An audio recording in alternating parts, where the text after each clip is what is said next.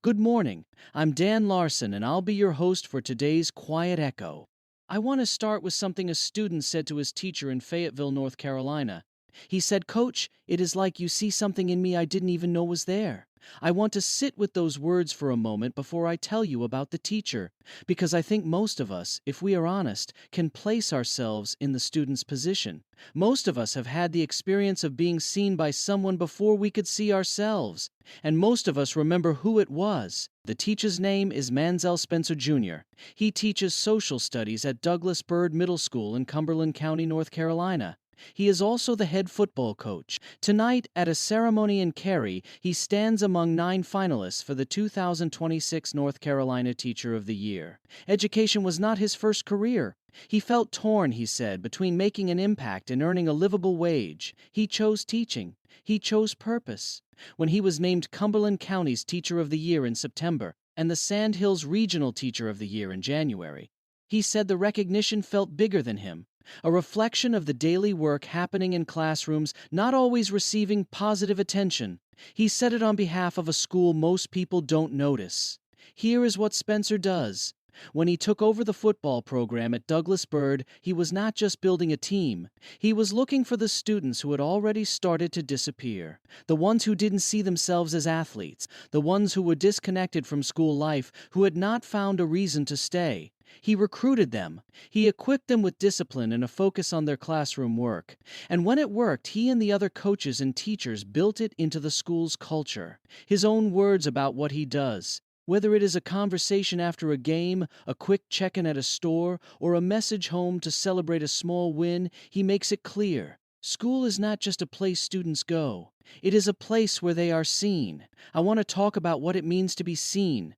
When I was coming up through the contracting business, I had a foreman named Ellis Ward. He was not a gentleman in any conventional sense. He was direct. He had a short memory for excuses and a long memory for work. But he had a habit I did not understand until much later. When he assigned a job to someone, he would look at them for a moment before he said what the job was. Not a long look, 3 seconds maybe, and then he'd say what needed doing. I asked him once why he did. He said he wanted to know if the person knew he believed they could do it. He said most people can do most things if someone believes they can before they do it themselves. Mansell Spencer is doing this in Cumberland County. Ellis Ward was doing it on a job site in Cedar Valley 30 years ago. It is what a stake president does when he calls someone to serve who doesn't think they are ready. You look at them, you see something, you let them know you see it, and then you watch what happens.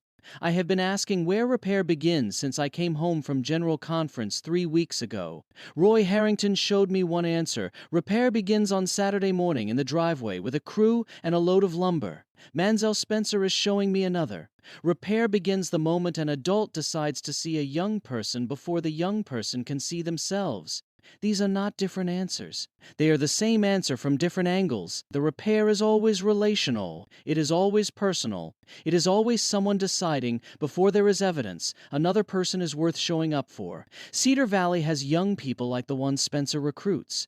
Some of them are in school. Some have stopped going. Some are sitting in a meeting on Sunday wondering if anyone would notice if they disappeared. Some are at home with a phone and no particular reason to put it down and go somewhere. They are waiting for someone to look at them the way Spencer looks at his students, the way Ellis Ward looked at his crew, the way the Lord looks at all of us, I believe, with the full knowledge of what we are capable of before we have demonstrated it, and the patience to wait while we figure it out. The award tonight in Cary, I hope Spencer wins it. He deserves it. But the recognition is not the point. The point is the student who said, "Coach, it is like you see something in me I didn't even know was there." The point is what happened after someone decided to look. If you have a young person in your orbit this week who needs someone to see them, you have your assignment. Look at, see some, say so. Before I close this morning, I want to say something directly to any young person who might be listening. If you are wondering whether anyone sees you, someone does. You may not know who yet, but I believe the Lord sees you, and I believe He sends people who will see you too if you give them the chance. Stay where people can find you. Let someone look. If you know a young person in Cedar Valley who needs someone to see them, or if you are the adult who has been meaning to say something but hasn't yet, the Cedar Valley News Facebook group is where the conversation continues. I will put the link in the show notes. This is Dan Larson, your host for today's Quiet Echo. Thanks for listening.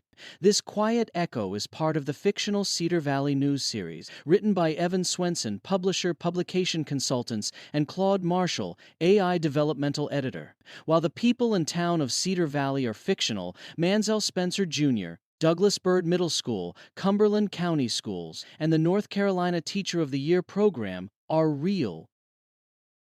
You've been listening to the Cedar Valley News Podcast, where small-town voices meet the headlines shaping our world. From faith and family to front porches and fields. We'll be back with more stories connecting real lives to real events. Until next time, keep your porch light on, your faith strong, and your heart open. This is Cedar Valley News.